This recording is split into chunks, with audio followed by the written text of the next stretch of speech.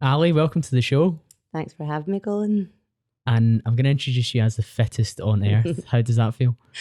I think I always have to add the caveat for the age category, 45 to 49, unfortunately. But yeah, that's the CrossFit strap line, isn't it? Well, that was the Really? Netflix series, wasn't it? Fittest on earth. I think that woke a lot of people up to what's going on in the CrossFit world, because the number of viewers for that would have been in the millions. I think it's cool. Fittest on Earth's cool, but obviously it opens CrossFit and athletes up to a lot of trolling because, like, there's obviously different people have different definition of fitness, and I think what CrossFit tried to do was, well, we have these athletes that we are testing over every aspect of kind of fitness. So we're testing how powerful they are, how fast they are, how agile, coordinated, how strong, just testing everything that could be considered a kind of fitness thing and getting the best all-rounded fittest athlete. I mean, there's no denying that people definitely get a bit annoyed by that. Oh, who's to say she's the fittest on earth? Like, my wife can run a marathon in 3 hours. And it's like, people are fit for certain things, but to be good at CrossFit, you have to basically be relatively good at everything. Multi-disciplines across the board and excel in each to a relative extent against the people that are also trying to do the same thing. Exactly. I mean, I think you don't have to totally excel in any one thing. Like, I think you have to make sure you have no major weaknesses, but I think they can get away with that definition, fit as an earth. Obviously, I'm going to say that, but I feel that they do test everything. Like, there's no stone uncovered, and it is very much like when you get through to the CrossFit Games. I mean, even at the early stages, the online stages, they've been known to throw in new movements that nobody's really seen before.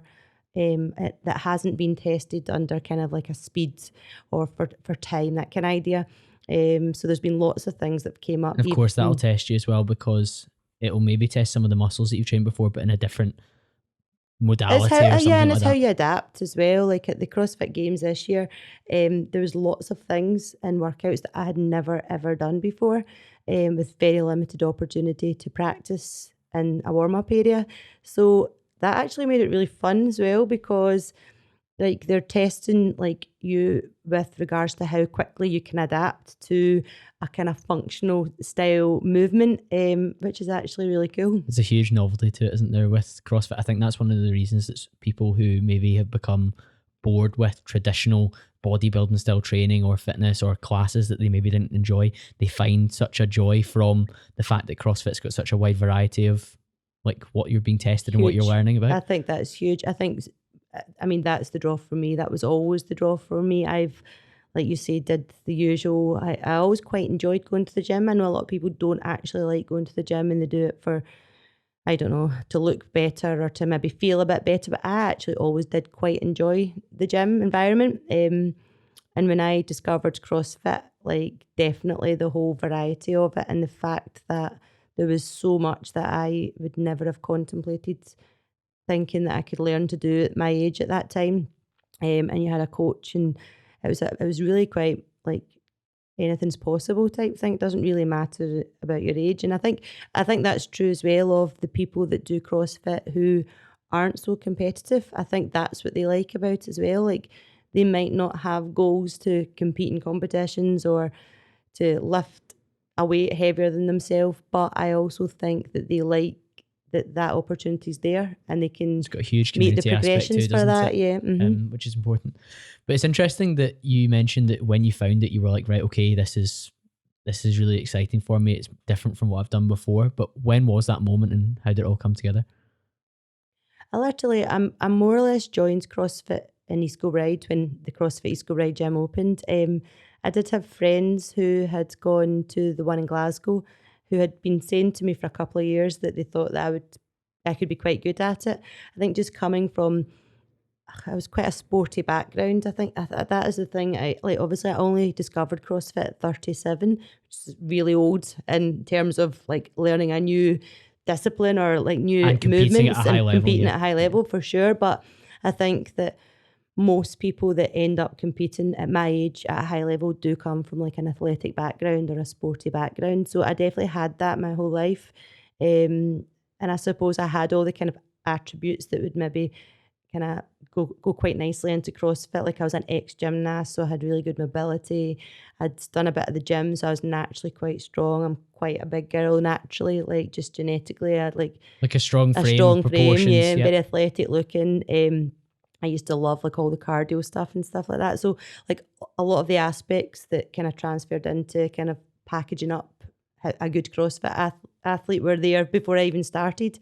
But I suppose I like routine and I was quite happy doing what I was doing. I wouldn't say I was an overly ambitious person, but once I set my mind on something, like I want to be the best I can be at it.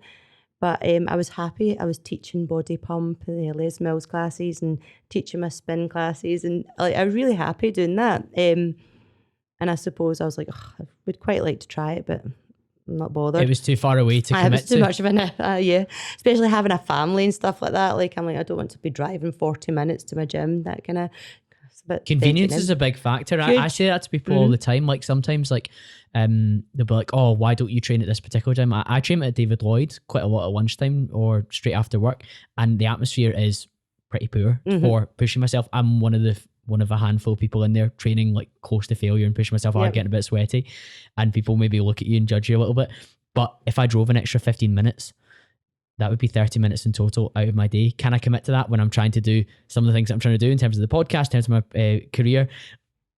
Would it be worthwhile to get an extra 3 to 5% out of my session? Maybe not. So in the same way that you didn't want to commit to driving to Glasgow to do CrossFit, I can completely understand why that's the case. That's massive for loads of people, I would say, without wanting to play the gender card. Like women, especially of my age, when they have got like families and stuff like that, they tend to be the ones that need to be back for bath time and need to be there to make dinners and stuff like that. So it's all about doing a class or doing a session when it's convenient. It's not necessarily like always when they would like it to be, but you just kind of have to fit it in. But when CrossFit East Kilbride opened, I kind of went along and I like immediately loved it. Definitely wasn't really into the whole competitive side immediately. I was just really enjoying like learning lots of new stuff. Because there was so much to learn for me. Everything was pretty much brand new. And I suppose coming from like being a sporty child and things like that, I think that I am very competitive. When I say that, like, because I think some people can be aggressively competitive and it's a bit in your face and it's a bit off-putting. And I hope I'm not like that, but I know that like, I just love a challenge, basically. So I'm competitive like that. What were the first workouts that you were like, you know what, I'm going to be quite good at this? Well, I remember I think it was my second day, and I hadn't even done the fundamental course yet, because now you do a fundamentals. And because I was like, I'd done PT and myself and I'd taught like body pump, I think my coaches were like, oh, you should be fine. And I was back squatting with a girl, and I think she'd like 60 kilograms, and she missed the back squat, so it fell on the floor. So I just cleaned it up and put it in the rack. And I remember Ali coming over to me and saying, how did you get the bar up? And I was like, I just did that clean thing. And he's like, a 60 kilogram clean on your second visit here's not that bad. You might be quite good at this lady. I'm like, hey, else was I going to get it up?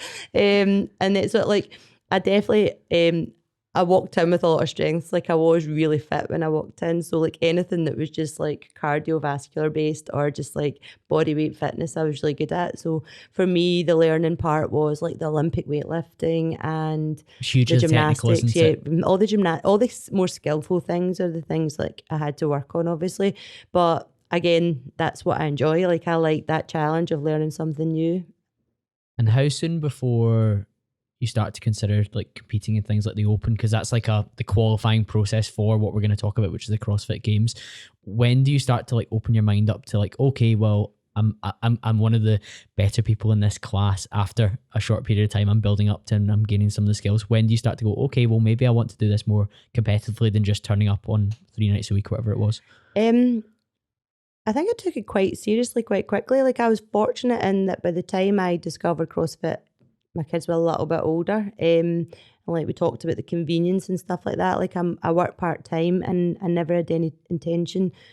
Well, since I had children, I work part-time, and my youngest has got some additional support needs. So he is extra work and he's a lot more challenging and not in terms of a challenging child, but in just, terms of time and support. yeah, he needs that, a lot. Like he's 14, but he's very much functions like an 8-year-old still.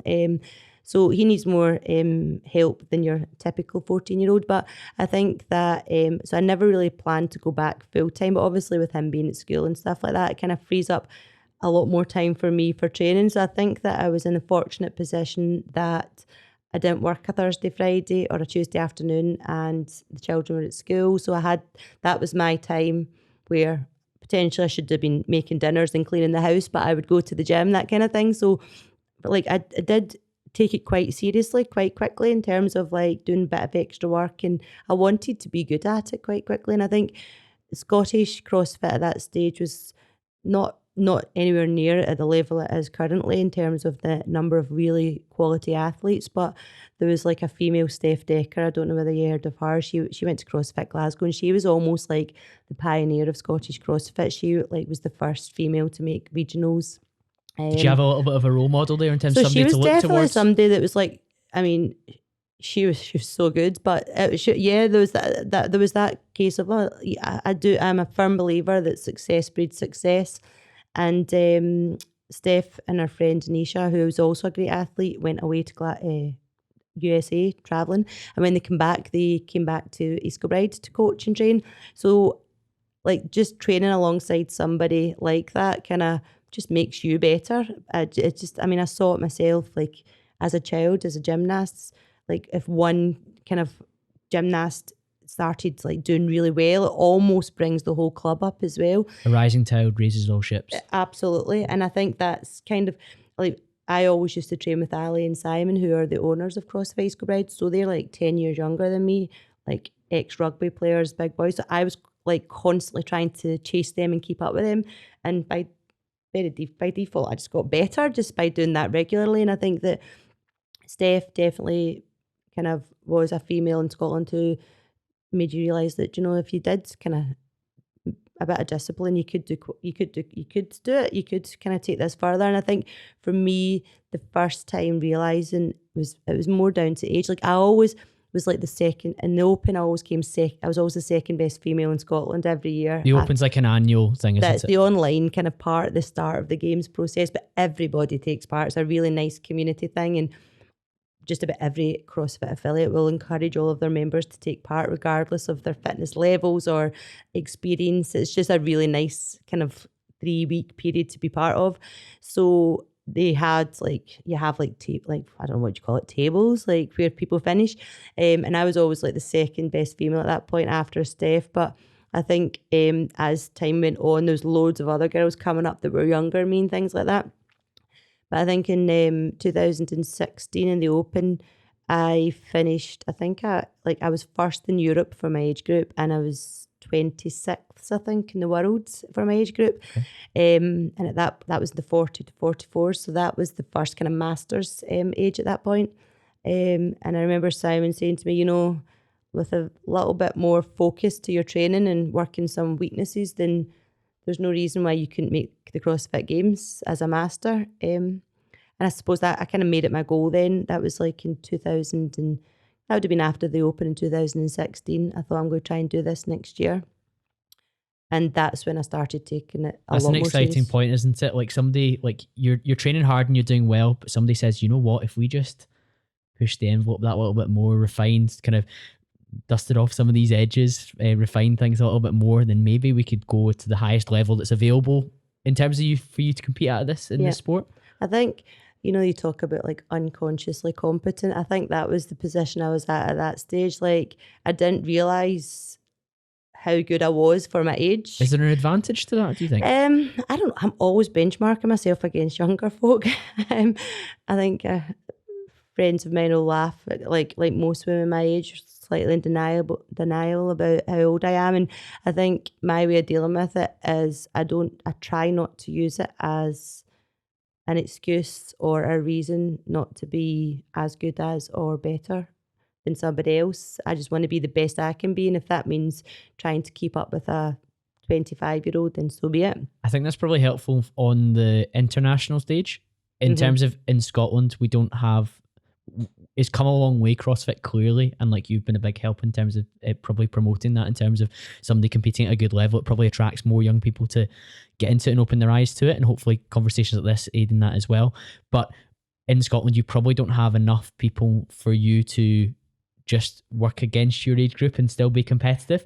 Whereas internationally, of course, people in your age group are going to be really, really good and work towards. So in Scotland and in the, maybe even in the UK, you probably do have to be like, okay, what is the 25-year-old, what's the 30-year-old, what's the 35-year-old doing? And I think though, like, so I would normally not enter a masters competition in Scotland, probably not in England either. I would maybe in Europe.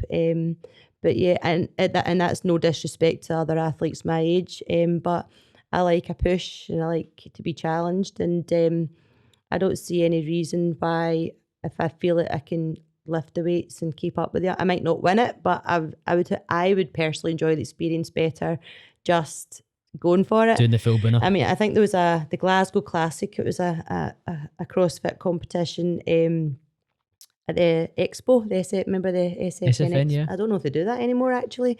I'm not sure. I've only been after there once. COVID, didn't it? But this must have been 2019, just before. I remember that. It was COVID. A big strongman event as well. It was really good. It was a great event, actually, but CrossFit Glasgow ran the Glasgow Classic, which was a CrossFit event within that Expo. And there was obviously a masters category and pairs and all sorts. So I thought, I'm just going to go in for like the normal girls category, I don't know what you'd call it, RX Elite.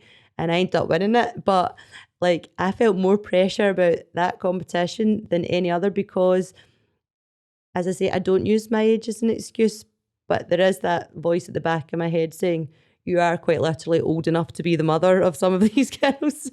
And also I'd just been to the CrossFit Games the year before. I was going to say, 2018 was the first time you went to the Games. Tell me about that. So that was, actually going back. So when I made the goal to get to the Games after 2016, when I kind of didn't realise that actually I was quite good at this, I did focus my training and I made that the big push. And it was a bit of a hard luck story, but I did really well after it was the top 20 that went through at that stage, and I did really well after the Open. I was 12th in the world, and then after the next stage, I had a couple of I just had a couple of bad workouts that I still have weaknesses. Like, I'm no Tia Toomey. Like, there are still things that come up for me that are definitely going to be a bit of a hurdle. And I suppose the workouts were okay for me, but I definitely didn't perform to the best of my ability. It's quite a hard weekend, so you get like 6 workouts that you have to complete within 3 days, and it's really intense. So it's hard on the body. And I ended up dropping down to 21st position, and I missed out in the Games by 1 place in 2017. So I was I was quite disheartened because I had put in quite a lot of work that year. I would say there was a lot of sacrifices made by my family, by myself. It was like a real... Is that just to free up the time for you to train and push yourself? And I think as well, for me as well, like I said to you before, like, once I set my mind on something, I'm quite goal orientated and I really wanted to make it, but I'm not, as much as I'm very, very competitive, I don't like to talk too much about it. Like, I internalize a lot. So like, who will you tell your goals to? Nobody really. I know, like, my husband always moans at it. Nobody really. I very rarely say them out loud. I suppose fear of failure, maybe. I don't know. I'm a bit of a people pleaser. I don't like to let people down. And I felt as though in 2017, I did say, like, I'm going to try and make the Games next year. Like, my family had bought into it. My coaches had bought into it. And I felt a bit of a letdown for myself. And I know I missed out very narrowly. And in another year, I may have been lucky enough that somebody wouldn't take their spot. And I would have you were in the reserve kind of bubbled up, yeah. But not so. But a year on, you do manage to get there. What was the process but like? the fun, that is the ironic thing of the whole thing. So I hadn't really been training for it, and I hadn't really had it as a goal. And I'd done fairly well in the Open, qualified for the next stage again. And I remember when the workouts came out, Simon, my coach, phoned me and he's like, Ali, have you seen these workouts? And like, they were just all really good workouts for me. He was like, you couldn't have written better workouts for yourself. He's like, I think you can make it this year. And I think with a bit of experience as well. So the year before we had just done the workouts one time each, and that was hard on the body. But I think we realised that we underestimated in 2017 just how much every second counts. So a redo of a workout that maybe only goes 2 seconds faster could be the difference of 3 places, and that makes a big difference When at you've that got level. 20 places, of course you do. The margins are tiny. So we doubled up in a couple of workouts. We made sure I had the best possible scores and performances, and I was really happy with my performances. And yeah, I did make it that year, but I was against it wasn't something that I had been kind of really actively aiming to achieve. So it was a bit of a Brucey bonus, to be fair. But yeah, that the first year, I've spoken to a few people about this. It's weird because nobody's been to the CrossFit Games from Scotland, so it's almost I was going to say, that's one of your taglines, isn't it? And I think that's what I'm saying. CrossFit in Scotland's only going one way because people like you have made some progress in the space, because it gives people something to aim for. You were saying about Steph went out to the US to train. She came back. She was super talented and hardworking. You were like, what? I can work towards that. You going in 2018 is breaking ground. There's that whole Roger Bannister analogy, isn't there, where he ran the 4-minute mile, and then the year after, many people did it because they suddenly realised that it was possible. I would hope so, and I think I agree with you that, and that's not me saying, oh, I'm leading the way. I just think that it just needs one person to achieve something, and it just makes everybody else say, why couldn't I? But certainly when I got to the games in 2018, it was a bit like, I was almost like, oh, this is it. I don't actually care what happens You'd from already here. run your race, maybe? I'm like, I don't care what happens from here. I'm at the CrossFit Games. I'm like, look at all my free swag. I've got all this stuff with my name on it. I'm at the CrossFit Games. Nobody's done this before. Not bothered what happens from here. And I suppose there is that bit about lining up against other women my own age. You're a bit like, okay, I know I can work really hard and I believe in myself and I'm super confident, but this is the top 20 in the world of my age group. Pretty sure they all have the same mindset as me. So you don't feel like you have any edge. I was going to ask you, what do you think your edge is, if we were to dive into that? Actually, I compete really well. And I think that's because I'm so competitive.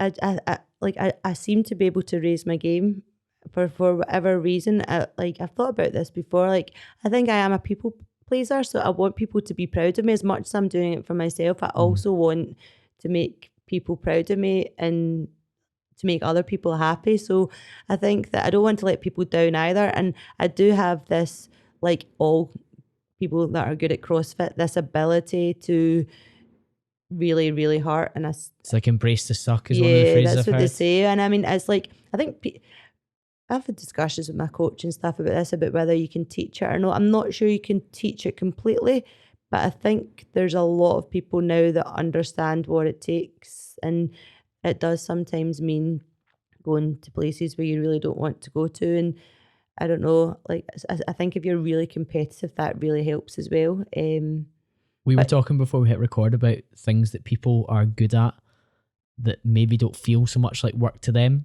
but if somebody else did the same thing, they would struggle a little bit. And quite often when you find those things, that's the thing to index on and push forward on. Is one of your things going to the Hurt Locker and just keeping on going? I'd say I've got a couple of strengths in CrossFit for sure. That would probably be one of them.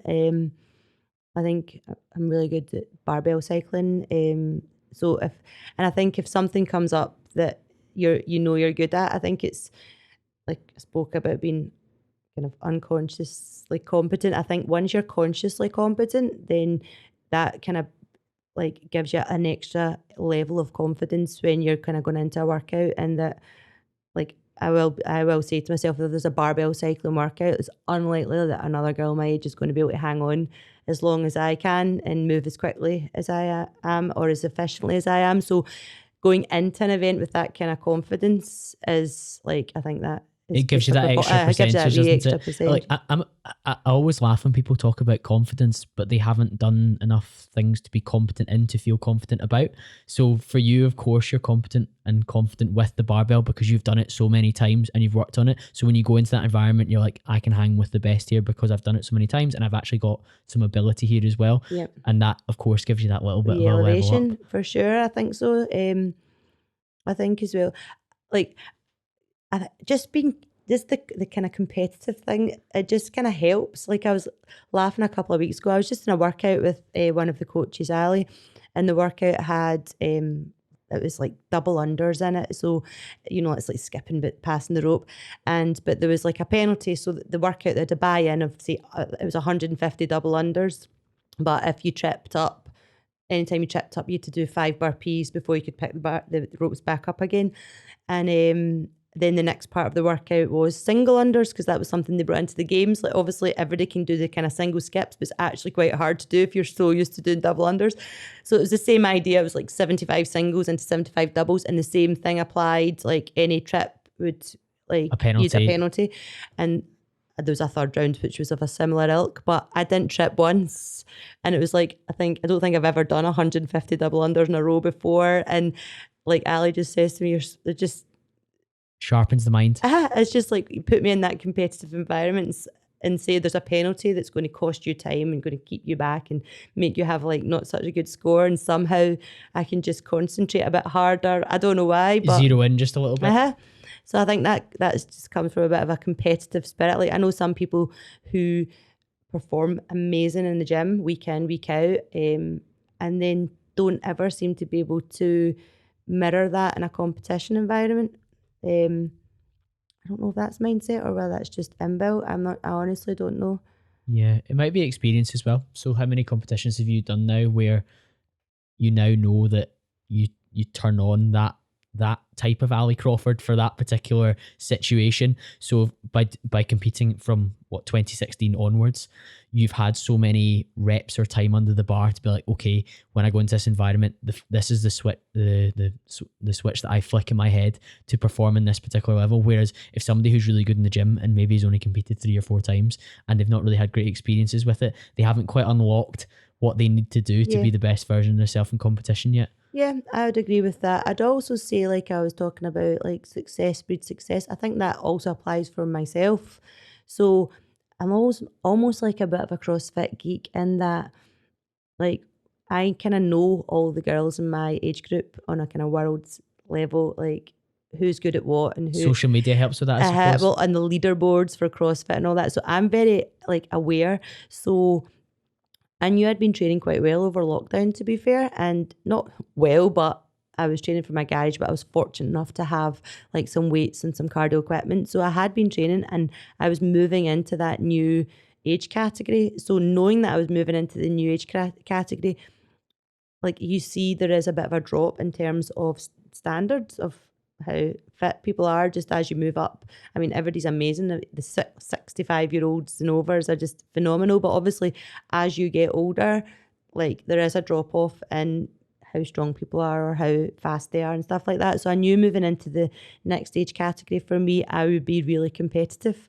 I also knew that having it been lockdown, there would have been a lot of people who maybe hadn't had any opportunity to train or had maybe fallen out of it a little bit in terms of that kind of high level training. So that's why I was like, in 2021, I think I could make the games again. And I did qualify for the games, only just, but it was a bit of a funny process, wasn't it? But I was injured as well. When what was I it you made did to your ankle? So I had like I can't remember what you call it, like the basically a fracture and a grade 2 ligament sprain. But I was no biggie. But I managed to qualify with that. So then I was like, you know, I got to the games 2018. I did quite well in the lower age category.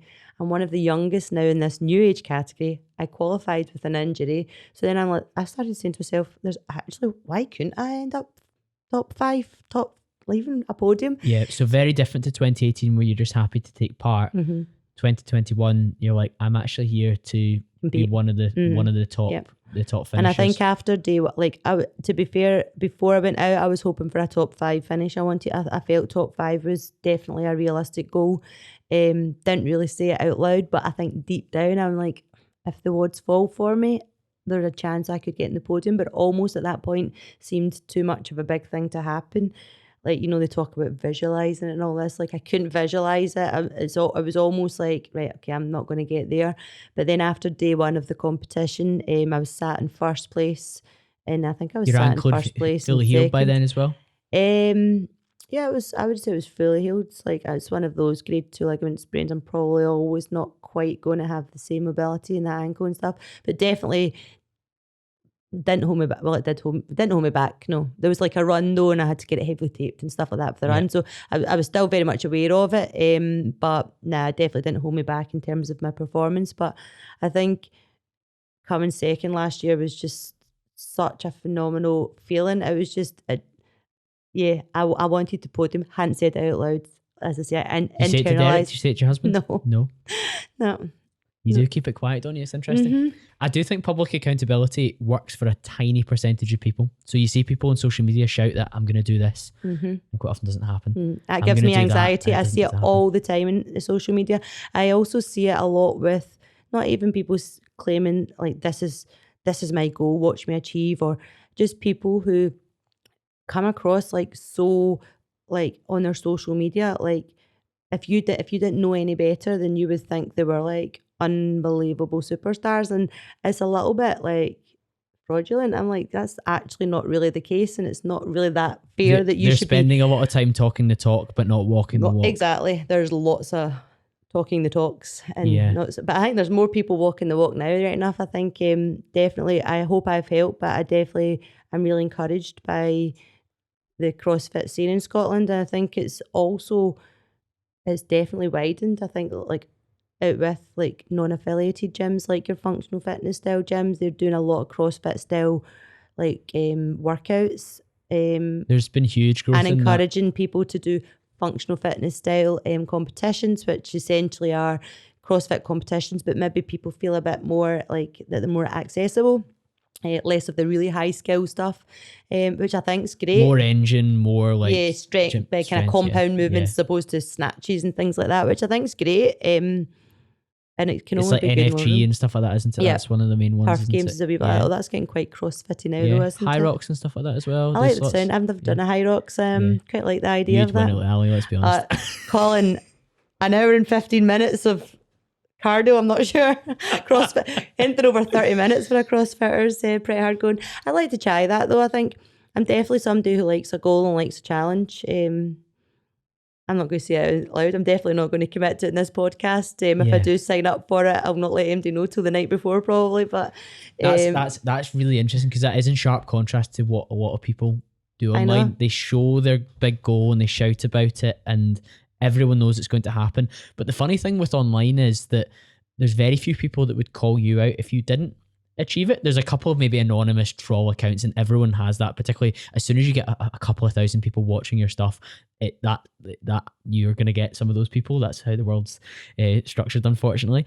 But most of the people close to you, if you've shouted about doing a particular goal and it doesn't happen, they kind of forget about it, because everyone's not as focused on you as you think. Like I learned about a thing called the spotlight effect from one of my recent guests, Sahil Bloom, and people massively overassume how much the spotlight is on them to some extent, but particularly with social media, because our feeds are so full, we'll maybe see somebody announce that they're going to do High Rocks, and then they might not actually end up doing High Rocks, and we don't even be like, oh, I can't believe they didn't do High Rocks, or I can't believe they didn't win High Rocks, because there's so much else going on in our life that we don't really remember it. However, I'm definitely not going to persuade you to change your approach to public accountability, because it's clearly working, because of course the year after, last year when you finished second, you turned up in 2022 and you won. Yep, this year was amazing. So again, like I was interviewed by a friend Louise beforehand going out, and she was like, what would it mean to win? And I would say it again, like it was like I wanted it so bad, but it's almost like I hate somebody asking me that, because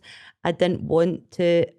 How close were you to winning in 2021? I should have won it last year, to be honest. To be honest, I think that's why, like this year, I much preferred 2021 in terms of going into it, because everybody was a bit like, oh, well done, Ali, second time at the games, that's an amazing achievement. But there wasn't really I didn't feel any pressure at all from anyone else. It was only the own pressure I was putting on myself. Whereas this year, and last year, the workouts were all quite good for me. So like, there was nothing in it that was a real, like, what would It's you call it? swimming that you don't get on with, isn't it? I'm not great at swimming. Yeah, I've done my research.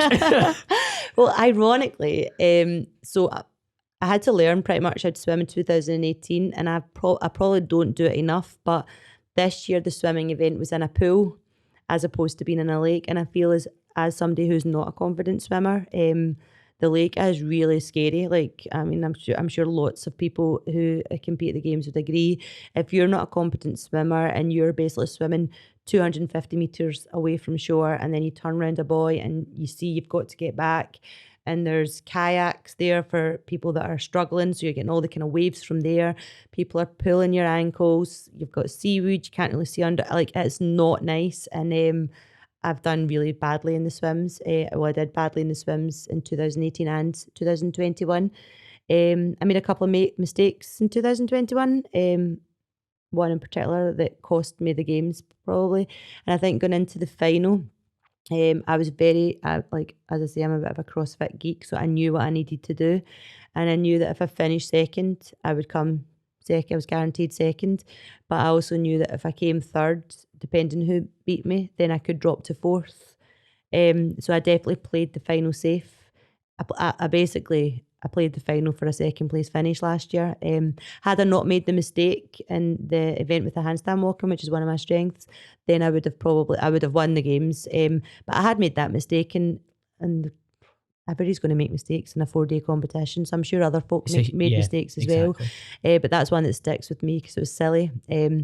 But I definitely played the final for second place, which maybe that's not what people want to hear, but for me it was more important to podium and to have a medal. For the first time, because it goes 14th in 2018 to second in 2021 is tremendous improvements over that time, and it's proven to yourself that you can compete at the very highest level and be one of the best. Maybe not the best this time around, but of course you've then come back the next year and you're like, okay, I'm confident I can do this. I think last year, like, definitely, like, as I say, I just wanted that medal. I was not prepared to risk, and the final workout was quite good for me, and if I had pushed, I may have been able to win it. If my coach had been out with me, he might have. It was still funny that period with the pandemic, wasn't it? In terms of, well, we didn't know we were going right up to the very last. Oh, it was a carry on last year, to be fair. But I think that if he'd been there, I maybe would have pushed for the win. But I think I was just out there myself. I had to make a call. I knew that I would be able to finish second quite comfortably in that workout, and I didn't want to push for the first place and then red line and make a mess of it. So I suppose that was my experience, but it was my judgment call, and it was.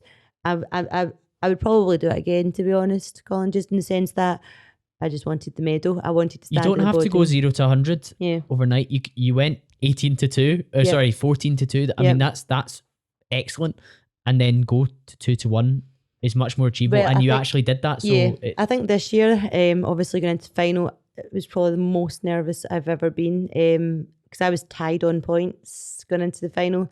And what was the final workout? The final workout was a 30-calorie assault bike. It was a sprint, so it was a 30-calorie assault bike into 20 burpee box jump overs, but on a 30-inch box. And then it was 10 sandbag cleans to the shoulder with 50 kilograms. So I knew I would be okay at it because it's a bit of engine and I'm relatively strong. But I also knew that the girl that I was tied in points with would be very good at it as well. So I went for it in the final this year because I wanted to win. And it was interesting speaking to her after it. She had no clue where I was in the competition floor, whereas I knew exactly where she was. So I was basically racing her. That unlocks a part of you which you would have needed. Whereas if ignorance wouldn't be bliss for you at that point, you'd be like, I'd much rather know that I need to go to the end here than just be like, go in and do your best, Ali. You were like, I need to do my best, but it needs to be better than her in order for me to get the result. I just needed to beat her. So going into the final this year, I was guaranteed second place and I just needed to beat her. And it was maybe competitively a strength of mine is I can manage my nerves quite well. don't get me wrong, I have to get very nervous when I get the 3, 2, 1, but I'm able to kind of focus and like I know what I need to do, and I don't get overly nervous. And I don't really think that at any point at the CrossFit Games I've been massively intimidated by my competitors or the environment. Does the build up with social media help or hinder? Because you were saying you're very aware of what the other girls in your category are capable of. Does that help or hinder you? Hinder, I would say. I should stay away from it. Like, 'cause I'm one of these people that I believe everything I see in Instagram. I feel like my Instagram is quite authentic to my ability levels and who I am as a person. So I think that that's that of everybody else. And sometimes you can be intimidated by other people's posts of their very best lifts or them doing beautiful gymnastic skills. And that might be them doing it fresh, whereas you've done that movement when you've been heavily fatigued. But it is easy to kind of be like, oh my God. So yeah, I would say it's a hindrance. I try to not look too much at my competitors' Instagrams beforehand. I'm more a case of like, I will go back to all the workouts of previous CrossFit Games years, and anybody that's been in the competition before, like I know what their strengths are as much as I know what my strengths are. So basically when the final kind of, when we know who we're competing against, I'll literally just go and do my research like that. I don't really look at their Instagram. I look at where how they performed in the Open, what workouts they've done well in this year in the Open, last year in the Open, if they've been in the games before. So before I even touched down in America, I literally know all about all my competitors. That's in Instagram terms of versus reality, though, isn't it? That's like Instagram, and maybe they presented their highlights reel and how good they are at particular lifts under no fatigue, whereas you've seen what they did in competition under the most extreme levels of pressure and fatigue, and you're like, okay, well that's the reality and that's what I need to beat, rather than I just kind of focus on the reality. I think it's useful to know, because I also think that like you can only do what you can do. That's what I believe in CrossFit. I don't think you can't like miraculously put on like 20 kilograms on a lift. You kind of know where you're at. Like when it comes to your lifts, you know you may be able to PR. At my age, you're not going to PR by any more than 2.5, 5 kilograms in a competition. You just can't put that kind of weight on. Same with like your gymnastic skills. You know what you can do. If you can do 25 chest to bar pull-ups, you're not going to get to competition, and if it opens with 60 pull-ups, be able to do 60 unbroken. So everybody knows individually their capabilities. I think it's useful to know where every other people's strengths are, because then I think if I know that I have a strength over other people, then it helps me with an even better performance. If I know if I'm going to struggle a little bit with something, then you can be more tactical about it, I would say. I think that's definitely something I've learned a lot in the last couple of years, is in terms of how to attack a workout. A workout doesn't need to always go to failure in every single thing you're doing. I've definitely become more aware of my kind of capabilities and where I need to when to hold off a little bit on that one, and then go harder on the next one, because I'm going to be ahead of them. If I go hard on this, then I'm going to be standing looking at this. I'd be best moving on this. So there's loads of that involved. I mean, I think there's more to it than just being fit, I have to say. I definitely think that there is a little bit more to it, like tactics and stuff definitely come into it. Do you think you're motivated by titles? I think I want to be the best. I want to so I don't know about titles. Like, I'm very realistic though. Like, Kelly Frail, I don't know if you've heard from her. She's from Southampton, but she basically is like won the 40 to 44 category twice, came second twice. And the other time it was COVID, so she wasn't there. She is a phenomenal athlete, like ridiculously strong, comparatively speaking to other girls her own age, and really, really fit. She moves up to my age category next year. Like, no amount of training from me this year I'd maybe be able to beat her in 1 or 2 workouts, but she's such a well-rounded and strong athlete, then she'll most likely win it next year. So I know my levels. I think that's I'm not one of these people that have like ideas above my station or think I'm better than I'm not. Like, I know where I'm at. You come across very realistic but extremely driven to do the best that's possible. Yeah, I want to definitely be the absolute best I can be, and I know that sounds so cheesy and cliched, but like there's nothing more frustrating for me than thinking like I've not done my best. Like today, I have not had a good day of training today. Like I actually gave up on a workout halfway through, just because I didn't think it was. It just wasn't going well. I've never done that before. I've been pretty much raging at myself ever since. So I think like I am dead driven, and it's almost sometimes I do ask myself like, for what purpose? Like I'm 46 years old. At the end of the day, it's exercising, and I think like that helps me sometimes on the big stage, because I am kind of saying to myself like, if I phoned my husband, he'd be like, just exercising, just go and work hard. Like there's nothing else you can do. Like just go. Just go distill it down to the basics. This is all it is. That's interesting. Good framework. It's fairly basic, right enough, but yeah, I'm not so much driven by titles. I'm driven. I've done really well with CrossFit, and I'm very much. I want to be a bit of a kind of ambassador for Scottish CrossFit. I'm proud of that. I'm proud of the fact that people in England know who I am, because quite often Scotland's forgotten about. And there's so many really good athletes up and coming, like young folk in Scotland. And I hope that my success has made them realise that it's not just a pipe dream. It's not just something for elite athletes, or like a CrossFit Games athlete could just be Ali Crawford from East Kilbrides. Why not? So yeah, so for now. How many have been to the games since you've gone? From Scotland? None. We need to make that happen. I know. I think it will happen in the future. I really hope it will. It certainly is easier as a master. I think the difficulty... But it's all relative, Ali, because you're competing against the best in your age category, just like everyone under 40 is this master category, is competing against everyone else under 40. So it's all relative. Yeah. We've all got the same opportunity to some extent. Yeah. I mean, I think as a master, it's like... There's definitely like...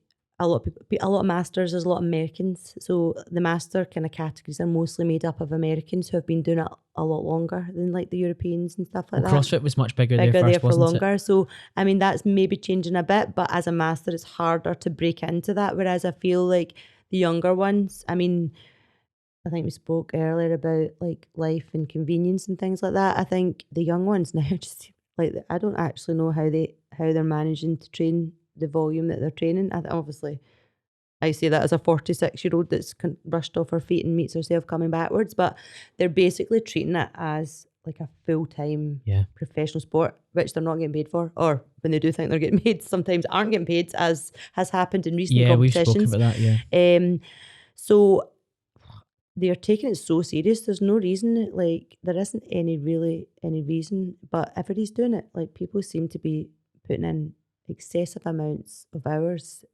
committed to this, and I can see why, because it's addictive. Exercise can be addictive if you find something you love. I'm a great believer that. Did you see the Lewis Capaldi video about hating the gym? Yeah, very funny. It was so funny, but I'm like, it's also tragic, because it's like so sad that somebody has such a crappy experience at the gym, because it doesn't need to be like that. I don't think that there's a certain type of person that's into the gym. I think, like I said to you, I think that there are people that are more suited to certain things. Like I said to you before, I think we were talking about your son, weren't we? Yeah, and I think people can be famous for things. Like I think, and I've found something, like I sometimes ask myself, like I was quite good at CrossFit from the start. I like to be good at things. I'm more impressed by like my friends in the gym who weren't particularly strong to begin with, or couldn't even kick up to a handstand, and are now doing handstand press-ups, handstand walking. That for me is really impressive, because I'm the type of person that if I'd started CrossFit and not been really good at it, I'd have been like, it's not for me. I'll find something else. So I think that's another reason. But there is a benefit to that though, isn't there? Because if you channeled your talent in something else that you're better at, you might have been a leading performer in the world for that. Yeah. I just think that for me, like I've had to work hard at CrossFit. I'm not saying I haven't. Like I've had many weaknesses and still have a couple. So I do have to work hard, but I was always quite good from the start. So that was like, okay, I'm going to be good at this. I'm going to go for it. And I think that can be said for everybody for something. I think I think exercise doesn't have to be going into the gym and onto the Stairmaster for an hour and doing tricep dips, and when somebody says, oh, I hate it, it was terrible, I'm like, that's actually really sad that somebody can have such a negative experience, because what the gym and exercise can give you in your life outside of that environment, apart from anything else. It's more than one way to skin a cat, and that's a terrible phrase, isn't it? And probably that'll be outlawed in a few years' time. You can't say that. But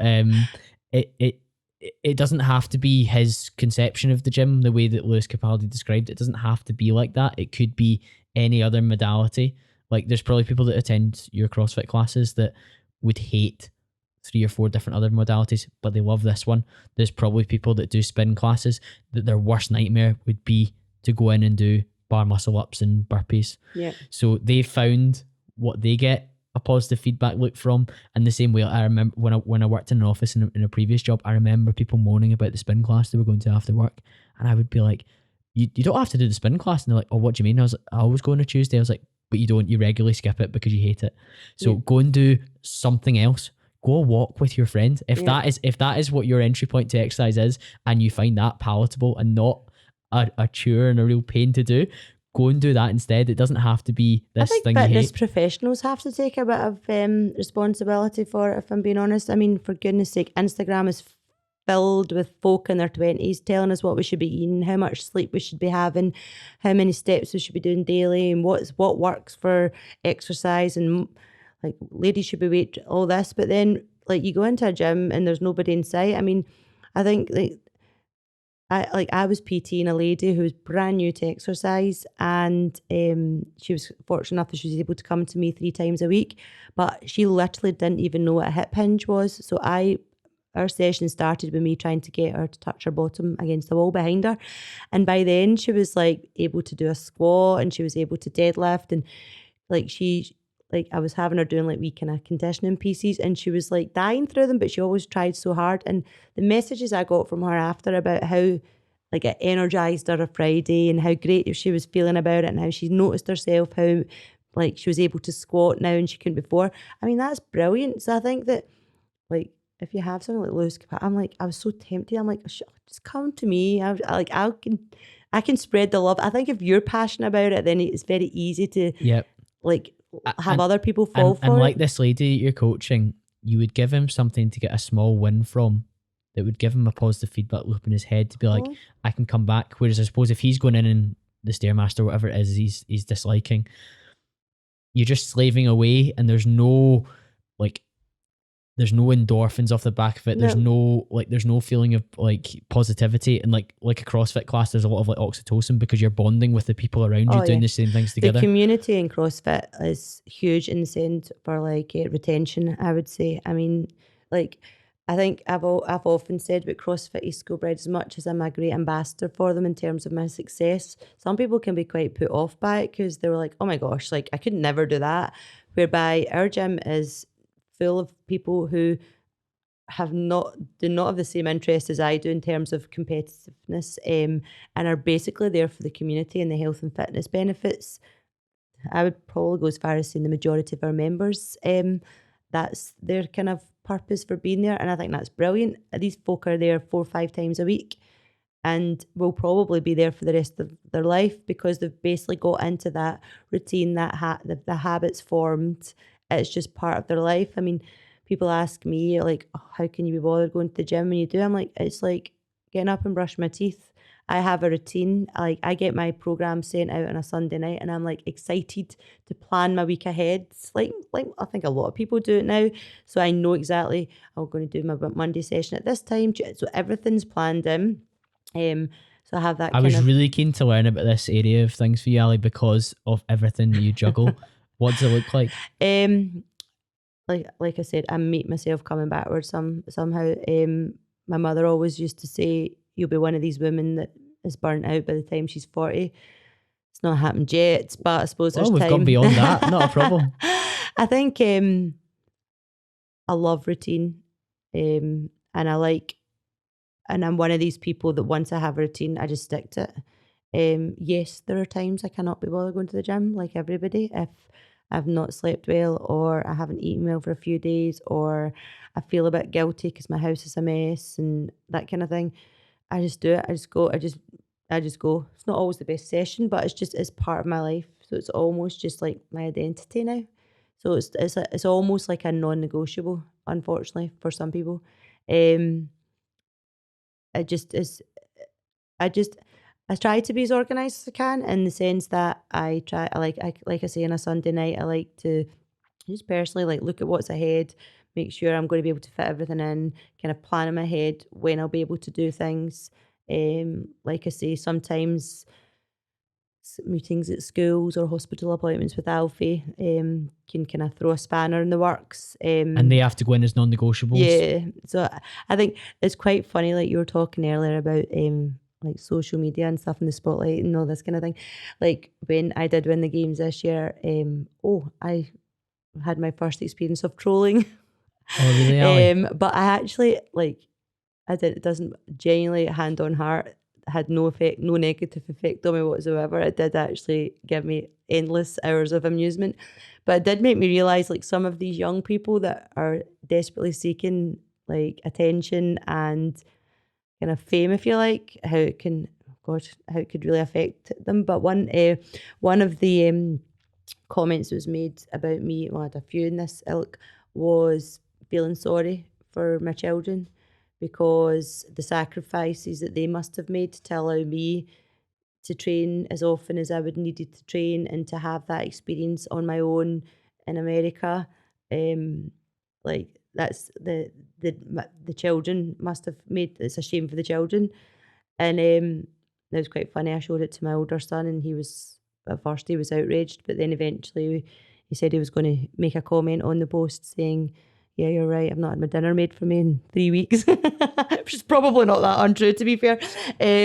But yeah, I think that you have to there has to be an element of selfishness, if I'm being honest. Yep. And I think when you have young children, you can't do that the same, because you're like, that's your priority for every parent. Like, in every waking moment, you just are wanting their development and them to be involved in different things.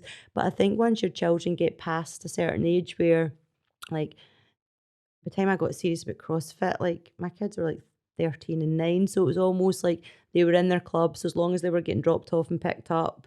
You had a period to focus on you me. and be a little bit selfish during these allotted hours. Yeah.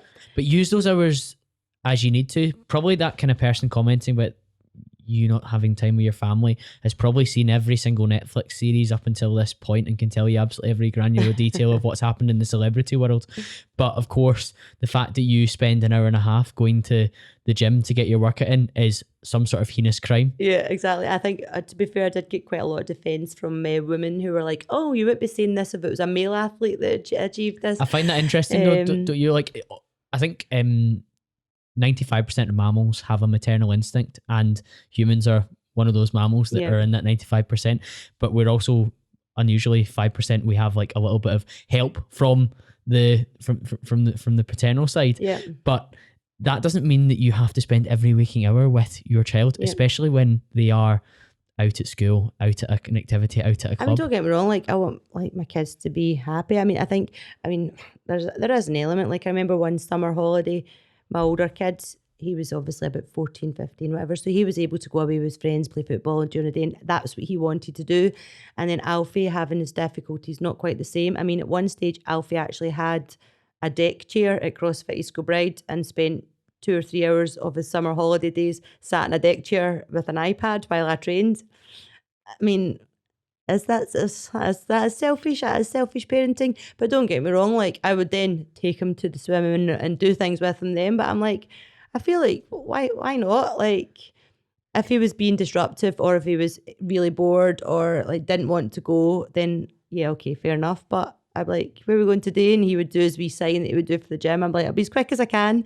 Yeah, exactly that. And I think as long as you didn't feel that you were forcing that upon your family, then that's another thing. And I think it's not taking it to extreme. Like, that's fine to do sometimes, and I'm not going to feel guilty about that. Like, I think too many mothers in particular feel guilty if they're not spending enough time with their children or doing stuff for themselves. But I think that I think it's important to not lose your own identity as well as you can't serve others from an empty cup. Yes, that's true. you fill your cup up with your exercise, and of course you take that to a competitive extreme to compete at the very top level, but you're probably a better mother for your kids because you have time to go and work on your own things and come back and share those experiences with them and bring them forward. And you're probably a great role model for both your kids in terms of, oh, mum's gone and done this, and they'll be proud of you for that. They'll be proud of your husband for what he does within his career with his NLP and his coaching and his fitness side of things.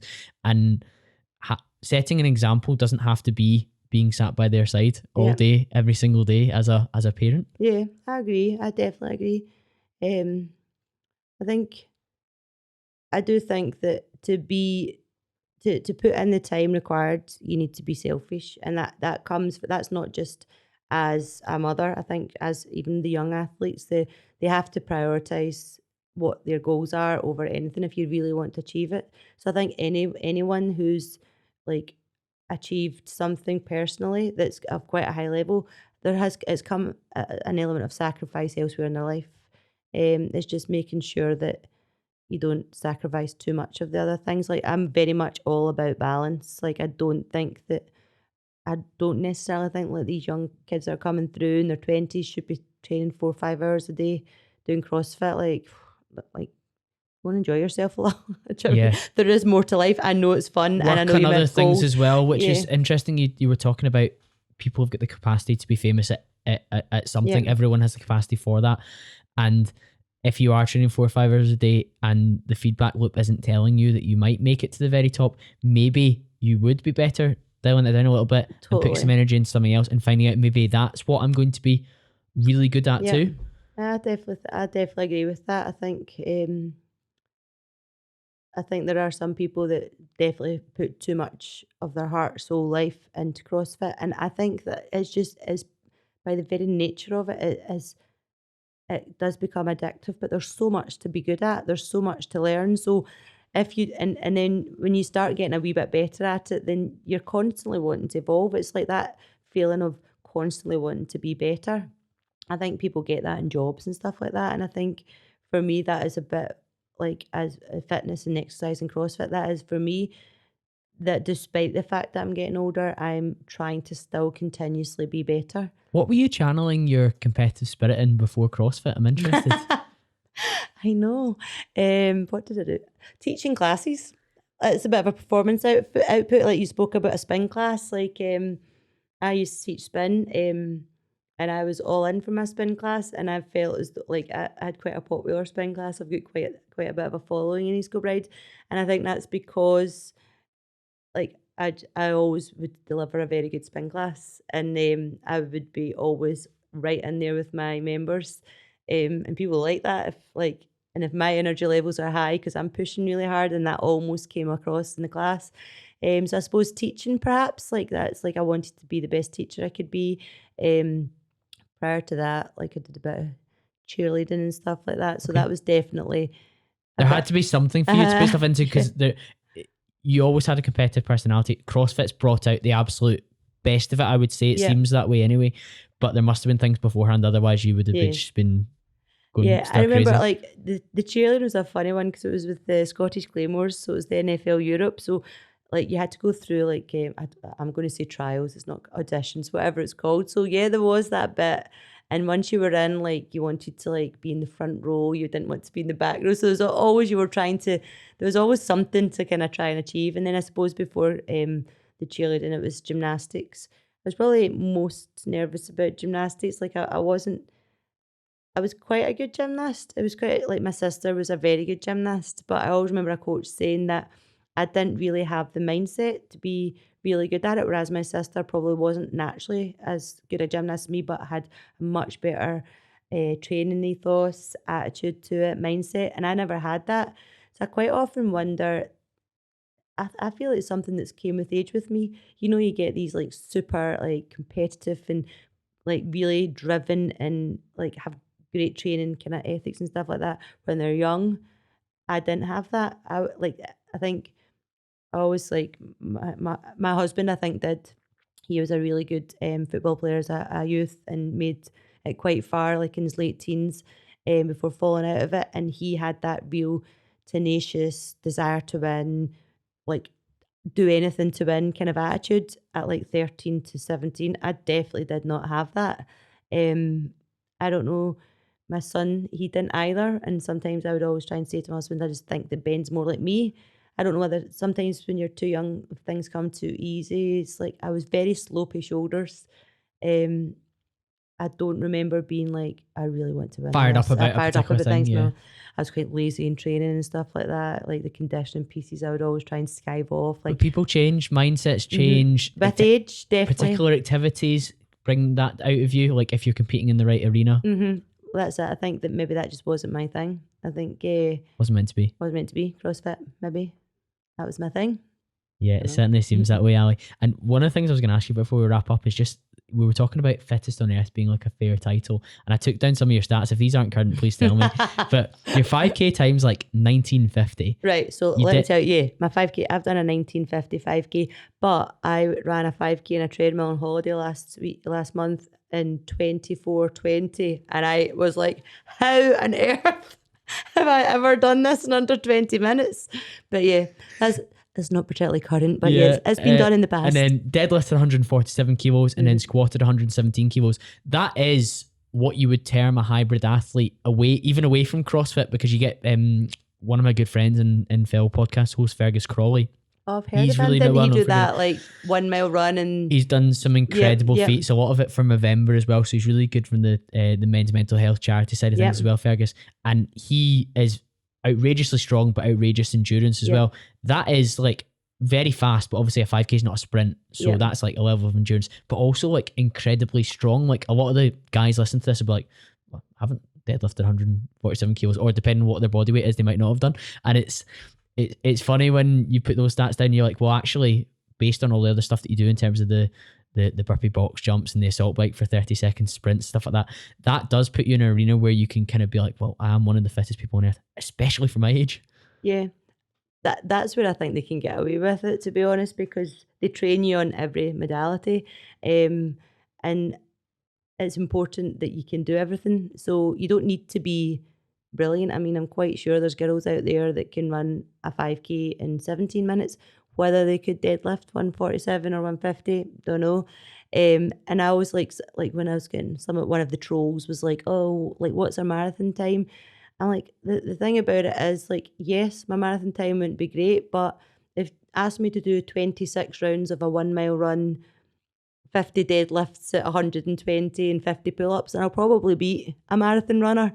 So it's a bold statement. Let's not be about the bush. It is a bold statement, and one that doesn't sit that comfortable with me, because apart from anything else, you feel it's like I go to a commercial gym and I feel like in East Kilbride, if folk know who I am, like all eyes are on me. Like, and the spotlight effect's real there.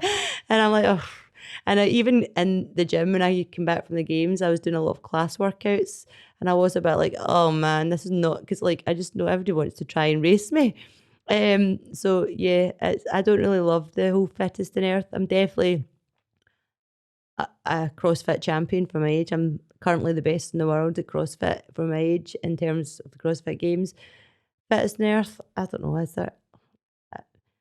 I like it and I see how they do it, but it does make me feel a little bit uncomfortable. Yeah, it puts a little bit of a target on your back, but you've definitely earned it, Ali, and I've absolutely loved this conversation. I'm sure people have as well. If they want to continue the conversation with you, where should they head towards? So I really just use Instagram, Ali Crawford 1304. Perfect. That'll be linked in the show notes. Thank you very much for joining me, guys, and I'll be back to speak to you all again very, very soon.